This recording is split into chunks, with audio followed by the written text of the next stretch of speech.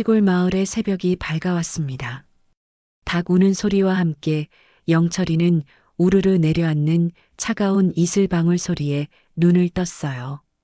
1962년 한국 전쟁이 끝난 지 10년도 채 되지 않은 시기였죠. 영철이네 집은 초가지붕 아래 흙바닥에 멍석 하나 깔아놓은 단칸방이었습니다. 영철아, 일어났니? 학교 갈 준비해야지. 어머니는 부엌에서 연기를 뿜어내는 아궁이 앞에 쪼그려 앉아 보리밥을 짓고 계셨어요. 연기 때문에 눈물을 뚝뚝 흘리면서도 손은 바쁘게 움직이셨죠. 영철이는 얼른 물동이를 들고 마당 한쪽에 있는 우물로 향했습니다. 차가운 물로 세수를 하자 남아있던 잠기도 싹 달아났어요. 아버지, 오늘도 일찍 나가셨네요. 응, 새벽부터 논에 물 대러 가셨다. 모내기철이라 바쁘시니까. 어머니는 검게 그을린 냄비에 된장국을 끓이며 대답하셨어요. 영철이는 낡은 교복을 챙겨 입고 달아빠진 고무신을 신었습니다. 주머니에는 연필 한 자루가 달랑 들어 있었죠. 그래도 영철이의 눈빛만큼은 누구보다 반짝였어요. 오늘 시험 결과 나온대. 꼭 1등 할 거야. 영철이는 흘길을 따라 학교로 향했습니다. 산길을 돌고 돌아 넓은 들판을 지나면 마을 어귀에 작은 초등학교가 있었어요. 영철이는 매일 20리 길을 걸어 학교에 다녔죠. 비가 오면 지늘길에 발이 푹푹 빠져 고생했지만 그래도 학교에 가는 길은 즐거웠습니다.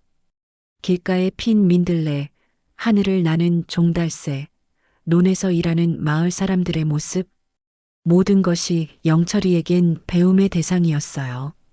공부만이 우리를 구할 수 있어. 아버지의 말씀을 영철이는 가슴 깊이 새기고 있었습니다. 가난은 부끄러운 게 아니라 이겨내야 할 산이라고, 그 산을 넘는 방법은 오직 공부뿐이라고 항상 말씀하셨거든요. 교실에 들어서자 친구들이 반갑게 맞아주었어요. 영철이 왔다. 시골 마을 작은 학교의 교실이었지만 이곳은 영철이에게 꿈의 공간이었습니다. 교실 한쪽 구석에는 호롱불이 켜져 있었고 칠판은 여러 번 덧칠해 군데군데 울퉁불퉁했어요. 낡은 나무 책상은 삐걱거렸지만 그 위에서 펼쳐지는 배움의 세계는 무한했죠. 자, 시험 결과를 발표하겠다. 김 선생님은 교탁 위에 시험지 뭉치를 내려놓았습니다. 영철이는 가슴이 두근거렸어요. 마지막 밤샘 공부를 했을 때 호롱불 아래서 책장을 넘기던 그 순간들이 떠올랐죠. 어머니가 끓여주신 보리차 한 잔이 전부였지만 영철이에겐 그것만으로도 충분했습니다. 1등, 100점. 영철. 선생님은 무표정하게 이름을 불렀어요. 영철이는 환하게 웃으며 앞으로 나갔습니다. 하지만 선생님의 눈빛은 차가웠어요. 시험지를 건네주며 작게 중얼거렸죠. 어디서 뵙겼니? 영철이의 미소가 순간 굳어졌습니다. 반 친구들은 모두 알고 있었어요. 영철이가 얼마나 열심히 공부하는지, 밤늦게까지 호롱불 아래서 책을 읽는지. 하지만 선생님은 달랐습니다. 부잣집 아이들에게만 친절했고 가난한 아이들은 항상 의심의 눈초리로 바라봤어요. 그날은 반장 선거일이기도 했습니다. 아이들은 종이에 이름을 적어 투표했어요. 압도적인 표 차이로 영철이가 당선되었다. 선생님은 마지못해 결과를 발표했지만 곧 이어 말했어요. 하지만 반장은 동식이가 됐다. 교실이 순간 조용해졌습니다. 아이들은 서로 눈빛을 교환했어요. 동식이는 읍내 쌀가게 아들로 항상 반짝이는 구두를 신고 다녔죠. 아버지가 오토바이를 타고 데려다주는 유일한 아이였습니다. 왜요? 영철이가 표를 더 많이 받았잖아요. 용기 있는 친구 하나가 물었어요. 선생님은 차갑게 대답했습니다. 내가 똑똑하긴 해도 가난한 집 애가 어떻게 반장을 하겠니? 앞으로 반장은 동식이다. 알겠지? 교실 안은 정적이 흘렀고 영철이의 얼굴은 하얗게 변했어요. 그날부터 차별은 더 심해졌습니다. 수업 시간에 영철이가 손을 들어도 선생님은 절대 지명하지 않았어요. 대신 부잣집 아이들이 손을 들면 환하게 웃으며 발표 기회를 주었죠. 영철이가 꼭 맞는 답을 말해도 어디서 주워들은 소리냐며 무시했지만 동식이가 비슷한 대답을 하면 역시 똑똑하구나 라며 칭찬했습니다. 도시락 시간도 마찬가지였어요. 동식이와 부잣집 아이들은 알루미늄 도시락에 흰 쌀밥과 고기 반찬을 가져왔지만 영철이를 비롯한 가난한 아이들은 양철 깡통에 보리밥과 된장만 들어 있었죠. 선생님은 시종일관 부잣집 아이들 주변에서만 맴돌았어요. 우리 아빠가 서울에 아파트 산대. 이사 가면 전화도 설치한대. 동식이가 자랑하자 선생님은 흐뭇하게 웃었습니다. 역시 다를 수밖에 없지. 너희들도 보고 배워라. 그때 영철이가 조용히 말했어요. 저희 아버지는 어젯밤에도 논에서 물을 대셨어요. 덕분에 마을 사람들 모두 농사를 잘 지을 수 있대요. 선생님의 얼굴이 순간 일그러졌습니다. 촌티나는 소리 하지 마라. 앞으로 그런 말은 집에 가서나 해. 영철이는 고개를 숙였지만 친구들은 달랐어요. 수업이 끝나고 운동장에서 놀 때면 아이들은 영철이를 중심으로 모였습니다. 우리 진짜 반장은 영철이야. 친구들의 응원에 영철이는 다시 희망을 품었어요. 비록 공식 반장은 아니었지만 친구들은 어려운 문제가 있으면 영철이에게 물었고 운동의 전략도 영철이가 짰습니다. 영철이의 솔선수범하는 모습에 반 분위기는 나날이 좋아졌어요. 하지만 교실 한쪽에는 여전히 보이지 않는 벽이 존재했죠. 부잣집 아이들과 가난한 아이들 사이의 구분선이었습니다. 하지만 영철이는 그 벽을 허물기 위해 노력했어요. 모두가 함께 어울려 놀 수 있도록 새로운 놀이를 제안하고 공부도 서로 도와가며 했죠. 우리 모두 친구잖아. 부자든 가난하든 상관없어. 영철이의 말에 아이들은 하나둘 고개를 끄덕였습니다. 하지만 선생님의 눈에는 이러한 변화가 못마땅했어요. 앞으로 자리를 바꾸겠다. 선생님은 어느 날 갑자기 선언했어요. 그리고는 교실 앞자리에는 동식이를 비롯한 부잣집 아이들을, 뒷자리에는 영철이와 가난한 아이들을 앉혔습니다. 아이들은 얼떨떨했지만 선생님의 결정에 따를 수밖에 없었어요. 가난한 애들은 조용히 하고 아는 애들만 대답해라. 수업 시간마다 선생님은 이런 말을 반복했습니다. 영철이는 자리에서 열심히 손을 들었지만 선생님은 절대 지명하지 않았어요. 그러던 어느 날 아무도 풀지 못하는 어려운 수학 문제가 나왔을 때였죠. 교실 앞쪽에 앉은 아이들은 모두 고개를 숙였지만 영철이는 자신 있게 손을 들었습니다. 선생님은 한참을 망설이다 마지못해 영철이를 지명했어요. 영철이는 칠판 앞으로 나가 문제를 술술 풀어나갔습니다. 정확한 답을 구했지만 선생님은 그저 운이 좋았구나라며 무시했어요. 점점 선생님의 차별은 심해졌습니다. 급기야 영철이에게 주었던 우등상도 취소하고 동식이에게 주었어요. 심지어 교실 청소도 가난한 아이들만 시키고 부잣집 아이들은 일찍 귀가할 수 있게 해주었죠. 하지만 영철이는 포기하지 않았습니다. 매일 새벽에 일어나 공부했고 틈틈이 친구들을 도왔어요. 방과 후에는 동네 형들에게 글을 가르쳐 주기도 했죠. 주판 놓는 법을 모르는 친구들에게는 주판 계산법도 알려주었습니다. 집에서는 부모님의 모습이 마음을 아프게 했어요.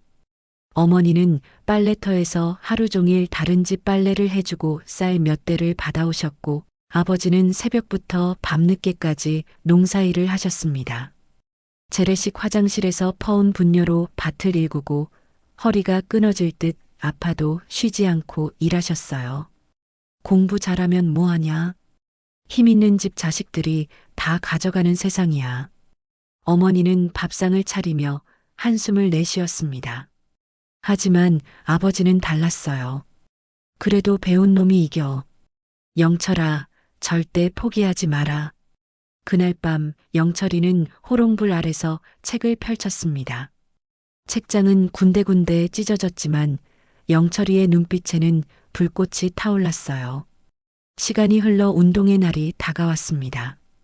온 마을 사람들이 학교에 모여들었어요. 마을 구판장에서는 특별히 빵을 구해왔고 어머니들은 고구마를 삶아 아이들에게 나눠주었죠. 운동장에는 색색의 깃발이 휘날렸고 확성기에서는 삐걱거리는 군가가 울려 퍼졌어요.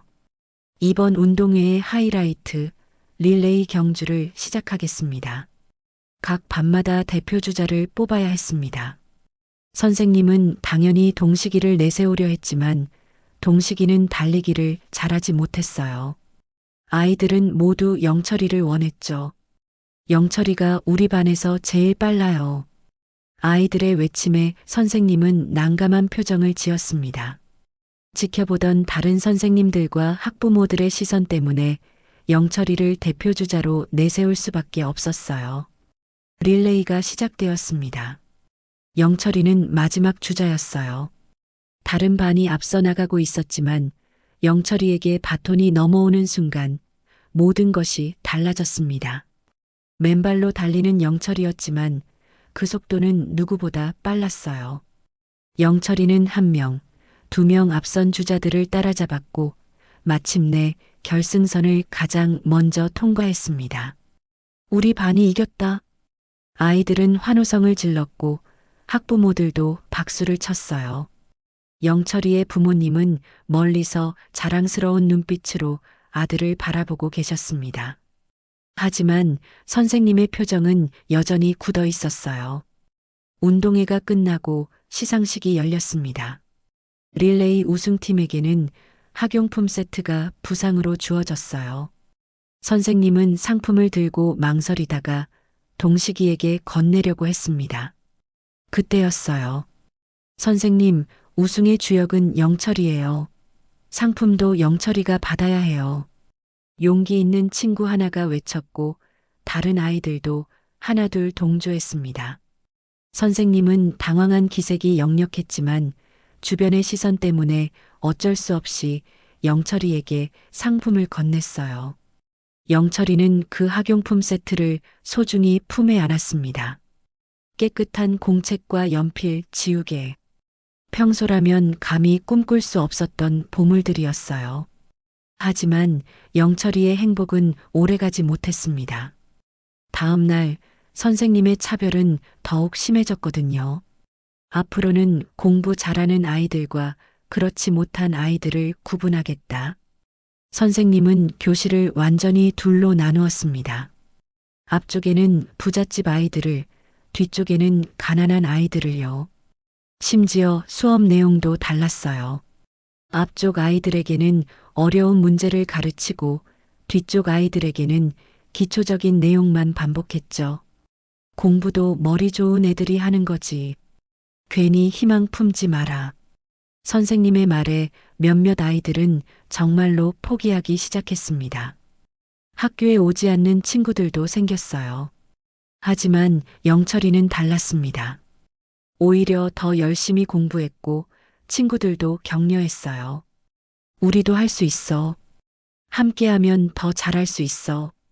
방과 후면 영철이는 마을 정자나무 아래에서 친구들과 함께 공부 모임을 만들었습니다. 서로 알고 있는 것을 나누고 모르는 것은 함께 풀어나갔어요. 때로는 주판을 두드리며 계산 연습을 하기도 했고 때로는 영어 단어를 외우기도 했죠. 그러던 어느 날 예고 없이 교장 선생님이 교실을 방문했습니다.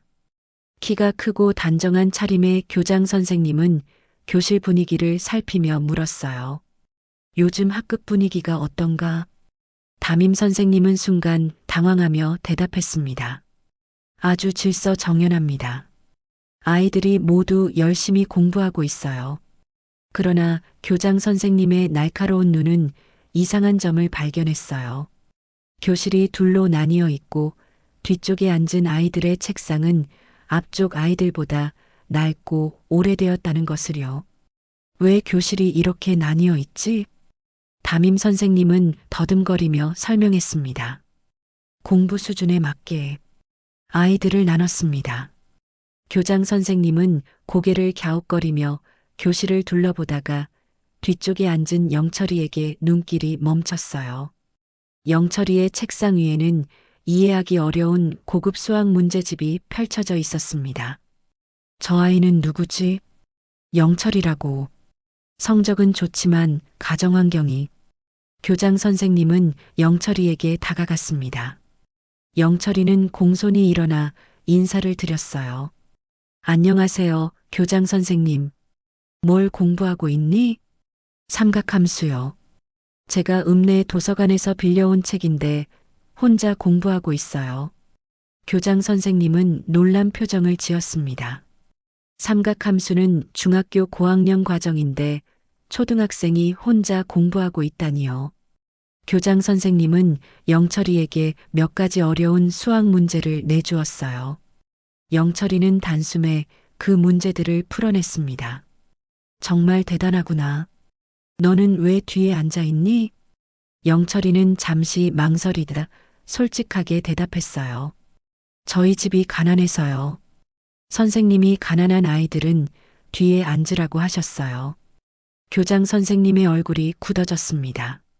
교장 선생님은 반 아이들에게 물었어요. 너희들이 생각하는 진짜 반장은 누구니? 아이들은 잠시 망설이다 동시에 외쳤습니다. 영철이요. 교장 선생님은 담임 선생님을 바라보며 물었어요. 이게 사실인가?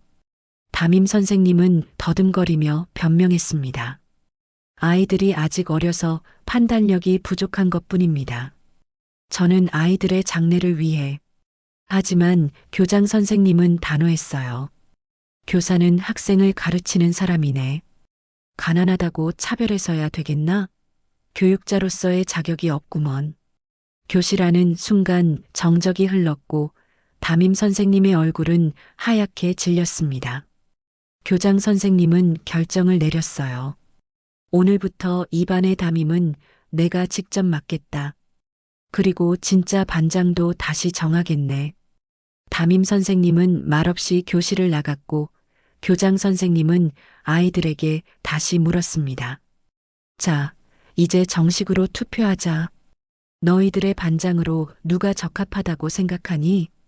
이번에도 아이들은 한 목소리로 대답했어요. 영철이요. 교장 선생님은 환하게 웃으며 영철이를 앞으로 불렀습니다. 영철이, 내가 이 반의 진짜 반장이다. 축하한다. 영철이의 눈에는 눈물이 고였어요. 그동안 참아왔던 서러움이 한꺼번에 밀려왔지만 이번에는 기쁨의 눈물이었죠. 친구들은 환호성을 지르며 영철이 주위로 몰려들었습니다. 교장 선생님은 교실 구조도 다시 바꾸었어요. 더 이상 앞뒤로 나뉘지 않고 모든 아이들이 섞여 앉게 되었죠. 부자든 가난하든 상관없이 모두가 동등한 교육을 받을 권리가 있다고 강조하셨습니다. 그날 저녁 영철이는 반짝이는 반장 배지를 달고 집으로 돌아왔어요. 부모님은 놀라움과 자랑스러움에 말을 잇지 못하셨습니다. 어머니는 특별히 쌀을 아껴두었다가 흰 쌀밥을 지어주셨고 아버지는 길에서 주워온 토끼를 잡아 고기 반찬도 만들어주셨어요. 우리 아들이 해냈구나. 아버지는 눈시울을 붉히며 영철이의 머리를 쓰다듬었습니다. 그날 밤 영철이네 작은 초가집에는 희망의 빛이 가득했어요. 뉴스는 마을을 넘어 읍내까지 퍼졌습니다. 가난한 집아이가 차별을 이기고 반장이 되었다는 소식에 많은 사람들이 영철이의 이야기에 감동했어요. 교육청에서도 관심을 보였고 영철이가 다니는 학교에 대한 지원이 늘어났습니다. 8장 세월이 흘러 1985년 한국은 눈부신 경제 성장을 이룬 나라가 되었습니다. 서울의 한 고층 빌딩 사무실 대학교 총장 자리에 오른 영철 교수는 창밖을 내다보고 있었어요. 아래로는 한강이 유유히 흐르고 높은 빌딩들이 하늘을 찌를 듯 솟아 있었죠. 교수님, 인터뷰 준비되셨습니다. 비서가 들어와 알렸습니다. 오늘은 성공한 사람들의 어린 시절이라는 특집 다큐멘터리 촬영이 있는 날이었어요. 영철 교수는 고개를 끄덕이며 이제는 희미해진 고무신과 교복의 기억을 떠올렸습니다. 카메라가 돌아가기 시작했어요. 교수님, 어린 시절 가장 기억에 남는 순간이 있다면요? 영철 교수는 잠시 목을 가다듬고 계속 이야기를 이어나갔어요. 제가 어렸을 때는 재래식 화장실을 쓰고 겨울에는 온돌방에 모여 군고구마를 나눠 먹으며 지냈습니다. 물동이를 이고 우물에서 물을 길어오는 일이 일상이었죠. 그런데 그 시절의 어려움이 오히려 저를 강하게 만들었어요. 인터뷰어는 관심 있게 고개를 끄덕였습니다. 당시 선생님이 부자 아이들만 편애하고 가난한 아이들을 차별했을 때 저는 정말 상처받았어요. 하지만 교장 선생님이 그 부당함을 바로 잡아주셨죠. 그 교장 선생님은 제게 공부에는 부자도 가난한 사람도 없다라고 가르쳐 주셨습니다. 영철 교수는 잠시 회상에 잠겼어요.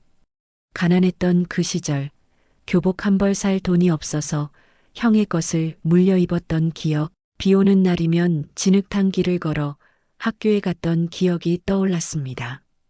그 시절에는 버스 안내양 언니들이 있었어요. 차비가 없어 걸어서 읍내까지 가는 날도 많았지만 가끔 버스를 탈 때면 그 안내양 언니들이 불쌍하다고 돈을 안 받기도 했죠. 인터뷰어가 물었습니다. 그런 어려운 환경에서 어떻게 공부를 계속할 수 있으셨나요? 저희 아버지께서 늘 말씀하셨어요. 그래도 배운 놈이 이긴다고요. 그 말씀을 항상 가슴에 새기고 살았습니다. 호롱불 아래서 책을 읽다 눈이 아파도 배고픔에 집중하기 힘들어도 포기하지 않았어요. 영철 교수는 잠시 눈을 감았다가 다시 열었습니다. 지금 젊은 세대는 상상하기 힘들겠지만 그때는 전기도 귀했고 전화기도 마을에 한두 대 있을 정도였어요. 주판으로 계산하는 것이 첨단 기술이었죠. 하지만 그런 제한된 환경에서도 꿈을 꾸고 노력하면 변화가 가능하다는 걸 제 삶으로 증명하고 싶었습니다. 카메라가 영철 교수의 얼굴을 클로즈업했어요. 세월의 흔적이 묻어나는 그의 얼굴에는 여전히 어린 시절의 반짝이는 눈빛이 남아 있었습니다. 제가 반장이 됐던 그날 교실 전체가 환호성을 질렀어요. 친구들이 저를 어깨에 태우고 운동장을 돌았죠. 그때 느꼈던 기쁨은 지금도 잊을 수 없습니다. 그리고 그날 이후로 저는 깨달았어요. 세상은 변할 수 있다는 것을, 부당함에 맞서 싸우면 정의가 승리할 수 있다는 것을요. 인터뷰어는 감동한 표정으로 마지막 질문을 던졌습니다. 오늘날의 젊은이들에게 해주고 싶은 말씀이 있으신가요? 영철 교수는 미소를 지으며 대답했어요. 포기하지 마세요. 지금 여러분이 겪는 어려움이 미래의 밑거름이 될 겁니다. 제가 맨발로 학교 다니던 시절을 생각하면 오늘날의 한국이 이렇게 발전할 줄 몰랐어요. 여러분도 자신의 꿈을 믿고 나아가세요. 그리고 성공하더라도 어디서 왔는지 잊지 마세요. 그것이 진정한 성공의 의미입니다. 다큐멘터리 촬영이 끝나고 영철 교수는 창가로 다시 돌아왔습니다.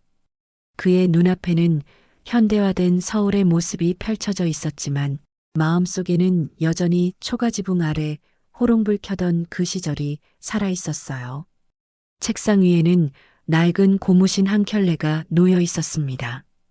영철 교수가 평생 간직해온 소중한 기억의 조각이었죠. 그때 포기하지 않길 잘했어.